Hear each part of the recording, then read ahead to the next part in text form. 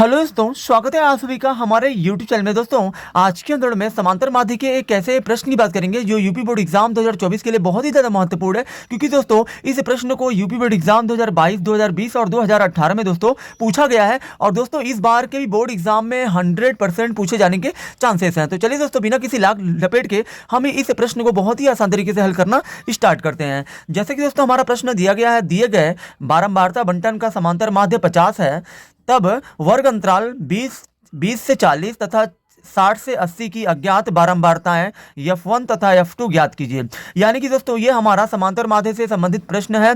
इसमें दोस्तों हमें दोस्तों दो अज्ञात बारंबारताएं, ठीक है दोस्तों, F1 और जो F2 का मान हमें दोस्तों ज्ञात करना है। तो चलिए दोस्तों अब हम इसे प्रश्न में दोस्तों टेबल पे ध्यान दे लेते हैं। जैसे कि दोस्तों हमारा जो टेबल में दिया गया है, वर्ग अंतराल दिया गया है और दोस्तों बारंबारता दिया गया है। अब दोस्तों वर्ग अंतराल में दोस्तों क्या क्या दिया गया है, 0 से 20 दिया गया है, 20 से 40 दिया गया है, 40 से 60 दिया गया है, 60 से 80 दिया गया है, फिर दोस्तों 80 से 100 दिया गया है। और दोस्तों बारंबारता दोस्तों क्या है, 17 है, F1 है, 32 है, F2 है और 19 है। और दोस्तों इन सारी बारंबारताओं का दोस्तों जो योग है वो 20 है। ठीक है दोस्तों, इन सभी बारंबारताओं का जो योग है दोस्तों वो 20 है। और दोस्तों मैंने इससे पहले की वीडियो में दोस्तों मैं जो है बता चुका हूं, जब भी दोस्तों हम लोग जो है वर्ग अंतराल वाले वर्गीकृत आंकड़ों का जब भी हम लोग दोस्तों समांतर माध्य निकालते हैं, तो दोस्तों हमारा प्रश्न 2 कॉलम में दिया होता है। ठीक है दोस्तों, एक में वर्ग अंतराल, दूसरे में बारंबारता। तो दोस्तों हम जो है जब भी हम लोग हल करते हैं तो दोस्तों 4 कॉलम बनाते हैं। ठीक है दोस्तों, ये हमारा दोस्तों वर्ग अंतराल वाला प्रश्न है। तो दोस्तों समांतर माध्य में जब भी वर्ग अंतराल वाला प्रश्न हो तो दोस्तों आपको जो है 4 कॉलम बनाना है। 2 कॉलम तो दोस्तों वही रहेगा जो आपका प्रश्न में है, तीसरा कॉलम दोस्तों मध्यमान का रहेगा। और दोस्तों मध्यमान को दोस्तों हम लोग जो है एक्स आई से दोस्तों दर्शाते हैं, और दोस्तों बारंबारता को हम लोग एफ आई से क्या करते हैं, दर्शाते हैं। उसके बाद दोस्तों चौथे कॉलम में रहता है आपका एफ आई गुणे एक्स आई। तो दोस्तों यहाँ देखिए वर्ग अंतराल दोस्तों जो दोस्तों प्रश्न में दिया गया है वही आपको यहाँ पे लिखना है। बारंबारता जो दोस्तों प्रश्न में दिया गया है वही आपको यहाँ पे लिखना है। तो दोस्तों वर्ग अंतराल हमारा क्या क्या दिया है, 0 से 20 दिया है, फिर दोस्तों आपका 20 से 40 दिया है, फिर दोस्तों आपका 40 से 60 दिया है, फिर दोस्तों आपका 60 से दोस्तों 80 दिया है, फिर दोस्तों आपका दिया है 80 से 100। तो दोस्तों यहाँ पे आपको लिख देना है 80 से 100। उसके बाद दोस्तों हमारा बारंबारता दोस्तों क्या दिया है, 17 दिया, तो 17 लिखिए। F1 दिया है, फिर दोस्तों 32 दिया है, फिर दोस्तों F2 दिया है, फिर दोस्तों यहाँ पे 19 दिया है। ठीक है दोस्तों, उसके बाद दोस्तों मध्यमान दोस्तों आपका दोस्तों कैसे प्राप्त होगा। तो दोस्तों मध्यमान के लिए हम लोग दोस्तों क्या करते हैं, वर्ग अंतराल को जोड़कर दोस्तों 2 से भाग देंगे, जो आएगा वही आपको यहाँ पे मध्यमान के कॉलम में आपको लिखना है। वर्ग अंतरालों को दोस्तों जब भी आपको मध्यमान ज्ञात करना हो, वर्ग अंतराल को आप जोड़िए, उसी के संगत मध्यमान में लिख दीजिए, इसके साथ वाले में इसमें। ठीक है दोस्तों, 0 और 20 को जोड़ेंगे तो 20 आएगा, फिर दोस्तों 20 में 2 से भाग देंगे जब आप, तो दोस्तों ये जो आपका आ जाएगा 10। फिर दोस्तों 20 और 40 को जोड़ेंगे तो होगा 60, 60 में आप 2 से भाग देंगे तो आ जाएगा 30। फिर दोस्तों 40 और 60 को जोड़ेंगे तो आपका हो जाएगा 100, 100 में दोस्तों आप 2 से भाग देंगे तो आ जाएगा 50। फिर दोस्तों 60 और 80 को जोड़ेंगे 140 होगा, 140 में 2 से भाग देंगे 70 आएगा। फिर दोस्तों 80 और 100 को जोड़ेंगे 180, और 180 में आप 2 से भाग देंगे तो ये आपका आ जाएगा 90। उसके बाद दोस्तों आपको निकालना होता है एफ आई गुणे एक्स आई। ठीक है दोस्तों, एफ आई गुणे एक्स आई का मान दोस्तों हमें कैसे मिलेगा, इसका आपको जो गुणा करके यहाँ पे आपको लिख देना है। 17 का गुणा आप 10 में करेंगे तो 170 होगा। फिर दोस्तों एफ आई और 30 का गुणा करेंगे तो ये आपका हो जाएगा 30 एफ आई।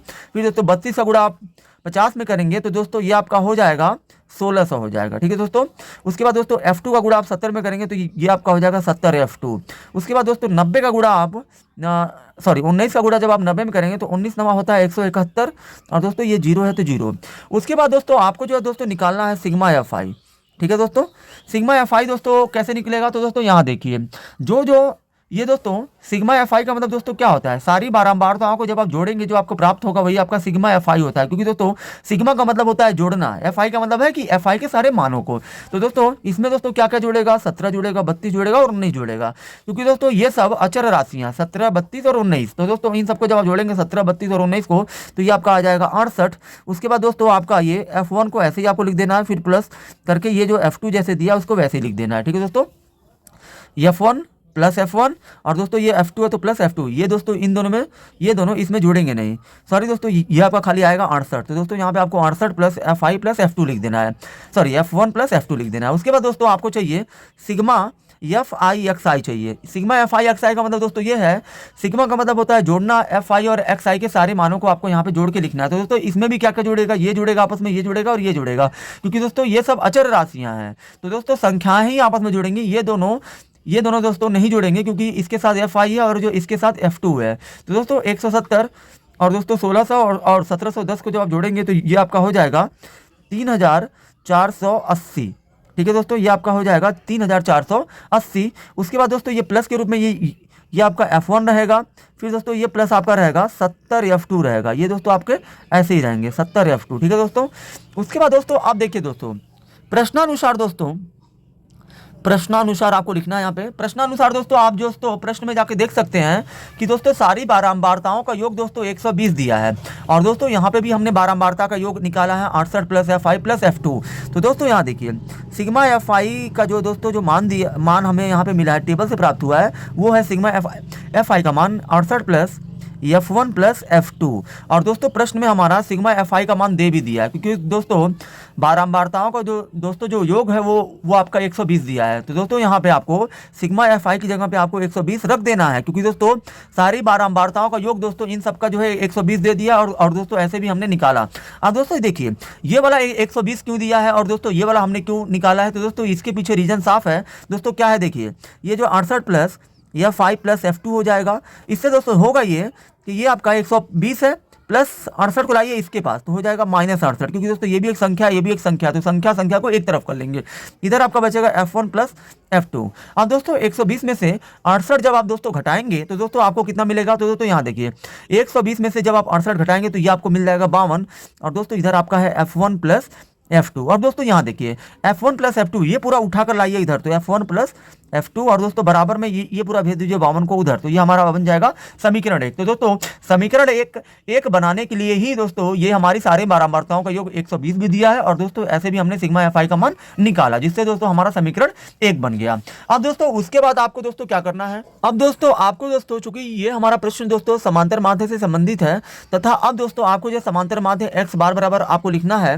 x बार बराबर दोस्तों क्या होता है, समांतर माध्य में x बार बराबर होता है सिग्मा FI XI बटे सिग्मा FI दोस्तों होता है। ठीक है दोस्तों, अब चूंकि दोस्तों ये हमारा समांतर समीकरण 1 दोस्तों बन चुका है। अब दोस्तों हमें जो है समीकरण 2 भी बनाना पड़ेगा, तभी दोस्तों F1 और जो F2 का मान निकल पाएगा। तो क्योंकि दोस्तों आपने दोस्तों पढ़ा होगा दो चरों में रैखिक समीकरणों में दोस्तों जब हमें x और y का मान निकालना पड़ता था तो दोस्तों हमें जो है 2 समीकरण बनाने पड़ते थे।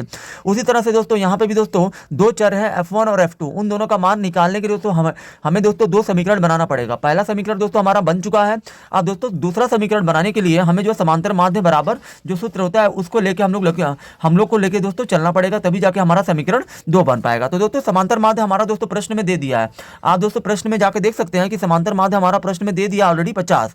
अब दोस्तों सिग्मा FI XI का दोस्तों मान कितना है, तो दोस्तों सिग्मा FI XI का मान दोस्तों आपका 3480 प्लस दोस्तों 30 F1 प्लस 70 F2 दोस्तों ये हमारा प्रश्न में दिया हुआ है। दोस्तों आप जो जाके देख सकते हैं सिग्मा FI XI का मान हमने जस्ट निकाला है। और दोस्तों सिग्मा FI का मान दोस्तों कितना दिया है, तो दोस्तों प्रश्न में आप दोस्तों सारी बारंबारताओं का योग, या क्योंकि दोस्तों सिग्मा FI का मतलब दोस्तों क्या होता है, सारी बारंबारताओं का योग। तो दोस्तों सारी बारंबारताओं का दोस्तों योग आपका 120 आपका टेबल में दे दिया है, तो दोस्तों हमने यहाँ पे 120 लिख दिया। अब दोस्तों यहाँ देखिए अब क्या करना है, आपको 50 के नीचे 1 कर देना है। अब दोस्तों दोनों पक्षों में कुछ हल नहीं होगा, इसीलिए हम लोग जो तिरछा गुणा करेंगे। 1 का गुणा आपको इन सब में करना है 3480 प्लस 30 F1 प्लस 70 F2 में। तो दोस्तों ये आपका आएगा इतना ही 3480 प्लस 30 F1 प्लस 70 F2, ये दोस्तों आएगा आपका इतना। 1 का गुणा जब आप इन सब में करेंगे और दोस्तों 50 का गुणा आपको कर देना है 120 में। तो दोस्तों 12 25 हो जाएगा 60 और दोस्तों 1 0 ये 2 0 आपका बढ़ जाएगा, यानी कि दोस्तों ये आपका हो जाएगा 6000। उसके बाद दोस्तों आपको दोस्तों क्या करना है, 30 F1 प्लस 70 F2 को आपको छोड़ देना इधर ही। इधर दोस्तों आपका 6000 है, प्लस को भेज दीजिए, उधर हो जाएगा -3480। उसके बाद दोस्तों यहाँ देखिए ये आपका 30 F1 प्लस 70 F2 है। अब दोस्तों 6000 में से आप 3480 को जब आप घटाएंगे तो दोस्तों ये आपका हो जाएगा 2520 हो जाएगा। ठीक है दोस्तों, 2520 हो गया। अब दोस्तों इन दोनों में आपको देखना है कि क्या कॉमन है। 6000 में से दोस्तों 3480 घटाएंगे तो 2520 आएगा। ठीक है दोस्तों, अब दोस्तों इन दोनों में आपको क्या दिख रहा है कॉमन। कॉमन का मतलब दोस्तों ये है 30 और 70 को कौन काट सकता है, तो दोस्तों 30 और 70 को 10 काट सकता है, इसलिए दोनों में 10 कॉमन हो गया। अब दोस्तों 10 से आप 30 में भाग देंगे तो 3 बार में जाएगा, F1 बचेगा। फिर दोस्तों 10 से आप 70 में भाग देंगे तो 7 बार में जाएगा, फिर दोस्तों अंदर बचेगा F2। क्योंकि दोस्तों जो भी आप कॉमन लेते हो उसी से आप इनको इन दोनों में भाग देना है, जो अंदर जो बचेगा उसको आपको अंदर कोष्टक में लिख देना, बराबर में दोस्तों 2520 है। अब दोस्तों ये दोस्तों 10 से आप इसको आप काटेंगे तो जीरो कट जाएगा, ठीक है दोस्तों, ये जीरो से ये जीरो कट गया। अब दोस्तों यहाँ पे आपका बचा 30F1 प्लस 7F2 बराबर 252। ये दोस्तों हमारा हो गया समीकरण 2, ठीक है दोस्तों। अब दोस्तों यहाँ पे आपको लिखना है प्राप्त समीकरणों 1 व 2 को नीचे एक साथ लिखने पर, यानी कि दोस्तों आपको समीकरण 1 व 2 को दोस्तों एक साथ नीचे आप पहले लिखिए, तभी दोस्तों आपको जो है पता चल पाएगा कि आप आगे आपको क्या करना है। तो दोस्तों हमारा दोस्तों समीकरण 1 क्या बना था, तो दोस्तों समीकरण 1 हमारा बना था दोस्तों F1 प्लस F2 बराबर दोस्तों हमारा बना था 52, ठीक है दोस्तों। तो दोस्तों ये हमारा था समीकरण 1। अब दोस्तों समीकरण 2 हमारा क्या है, 3F1 प्लस 7F2 बराबर दोस्तों 252 है। ये दोस्तों हमारा समीकरण 2 है। अब दोस्तों यहाँ देखिए, इन दोनों समीकरणों को दोस्तों हम लोग तभी हल कर सकते हैं जब दोस्तों दोनों में किसी एक चर का मान समान होगा। दोस्तों यहाँ देखिए F1 के साथ कुछ नहीं है तो 1 है, यहाँ पे भी F2 के साथ कुछ नहीं है तो 1 है, यहाँ पे दोस्तों F1 के साथ 1 है, यहाँ पे F1 के साथ 3 है, यहाँ पे F1 के साथ 1 है, यहाँ पे F2 के साथ यहाँ पे 1 है, और दोस्तों यहाँ पे F2 के साथ 7 है। तो दोस्तों दोनों ही समीकरणों में किसी भी चर का मान, चाहे वो F1 दोनों में हो गया चाहे F2 हो गया, किसी भी एक चर का मान दोस्तों समान होना चाहिए। जैसे कि दोस्तों F1 के साथ अगर 1 है तो यहाँ पे भी 1 होना चाहिए, अगर यहाँ 3 है तो यहाँ पे भी 3 होना चाहिए। तो दोस्तों वो चीज़ नहीं है। तो दोस्तों यहाँ पे हम लोग क्या करेंगे, हम लोग दोस्तों दोनों ही समीकरणों में किसी एक चर का गुणांक बराबर करने के लिए दोस्तों हम लोग क्या करेंगे कि मैं दोस्तों समीकरण एक में दोस्तों 3 से गुणा कर दीजिए। समीकरण 1 में 3 से गुणा करने पर तो दोस्तों जब आप समीकरण 1 में 3 से गुणा करेंगे तो दोस्तों समीकरण 1 दोस्तों हमारा क्या दिया है, F1 प्लस F2 बराबर 52। तो दोस्तों 3 का गुणा समीकरण 1 में करना है, तो दोस्तों एक आपका यही है। तो दोस्तों 3 का गुणा आप F1 में करिए तो हो जाएगा ये आपका 3F1 प्लस, फिर दोस्तों 3 का गुणा F2 में करिए तो 3F2 हो गया, और बराबर में दोस्तों 3 का गुणा 52 में भी होगा, क्योंकि दोस्तों समीकरण 1 में ही पूरे लोग आएंगे। तो दोस्तों 3 का गुणा इसमें भी होगा, 3 दुना हो जाएगा 6 और 3 पाँचे हो जाएगा 15, यानी कि दोस्तों 156। ये हमारा हो गया समीकरण 3 हो गया, ठीक है दोस्तों। अब दोस्तों क्योंकि दोस्तों समीकरण 1 में जब हमने गुणा किया तो दोस्तों समीकरण 1 का जो दोस्तों मान है वो दोस्तों पूरी तरह से बदल चुका है, तो इसे हमें मान लेना है समीकरण 3। अब दोस्तों हमें आगे हल करने के लिए क्या करना है, अब दोस्तों हमें जो समीकरण 2 और 3 को लेकर चलना है। 2 और 3 को लेकर दोस्तों इसलिए चलना है क्योंकि हमने समीकरण 1 से 3 बना चुका है। तो दोस्तों जिस समीकरण से हम लोग कोई नया समीकरण बनाते हैं उस समीकरण से अब हमें कोई मतलब नहीं रह जाता है। तो दोस्तों इसलिए हमने समीकरण 1 को लेकर 3 बना दिया। तो दोस्तों दो को अभी हमने कुछ किया नहीं है, तो दोस्तों इसलिए हम लोग 2 और 3 को लेकर चलेंगे। 2 और 3 में दोस्तों आपको क्या करना है कि दोस्तों समीकरण 2 में से आपको समीकरण 3 को आपको घटाना है, क्योंकि दोस्तों समीकरण 2 बड़ा है और समीकरण 3 छोटा है, क्योंकि दोस्तों यहाँ पे 252 है और यहाँ पे 156 है। तो दोस्तों यहाँ पे हम लोग समीकरण 2 में से 3 को घटाएंगे। तो दोस्तों यहाँ पे आपको लिख देना है समीकरण 2 में से समीकरण 3 को घटाने पर। तो दोस्तों समीकरण 2 पहले आप लिखिए, क्योंकि दोस्तों समीकरण 2 में से हमको समीकरण 3 घटाना है। तो दोस्तों ये आपका दिया है 3F1 प्लस 7F2, ये आपका समीकरण 2 दिया है, ये चीज़ है, ठीक है दोस्तों। ये हमारा समीकरण 2 हो गया। अब दोस्तों 3 को घटाना है, तो 3 आपका क्या दिया है, 3F1 प्लस 3F2 बराबर 156। अब दोस्तों यहाँ देखिए घटा रहे हैं तो इसका दोस्तों चिन्ह क्या है, प्लस है, तो ये भी प्लस है। ये क्या हो जाएगा दोस्तों, घटेगा तो माइनस हो जाएगा, तो दोस्तों ये आपका कट जाएगा। फिर दोस्तों ये माइनस हो गया, 7F2 में से 3F2 जाएगा तो ये आपका आ जाएगा 4F2, और दोस्तों बराबर में ये देगा इसको 6, 12 में से 6 गया 6, यहाँ बचा 4, ये देगा फिर इसको 14 में से 14 ये देगा जब इसको, तो 14 हो जाएगा, 14 में से 5 गया 9 आ जाएगा, और दोस्तों यहाँ बचा 1 में से 1 गया 0 नहीं लिखेंगे। अब दोस्तों 4 से आप इसको काट सकते हैं, 4 दूना 8 और 4 चौके हो जाएगा 16, यानी कि दोस्तों यहाँ पे हमारा F2 का मान दोस्तों आ गया 24, ठीक है दोस्तों।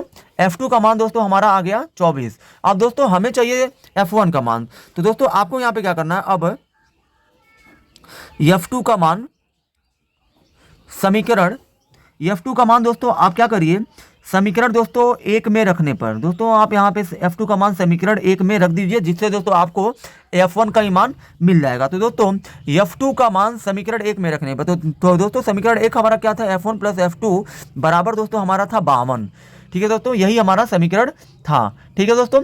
अब दोस्तों यहाँ देखिए F1 का मान दोस्तों हमें नहीं पता है, तो यही हमें पता करना है। F2 का मान दोस्तों 24 है, तो F2 की जगह पे हो गया 24 बराबर 52।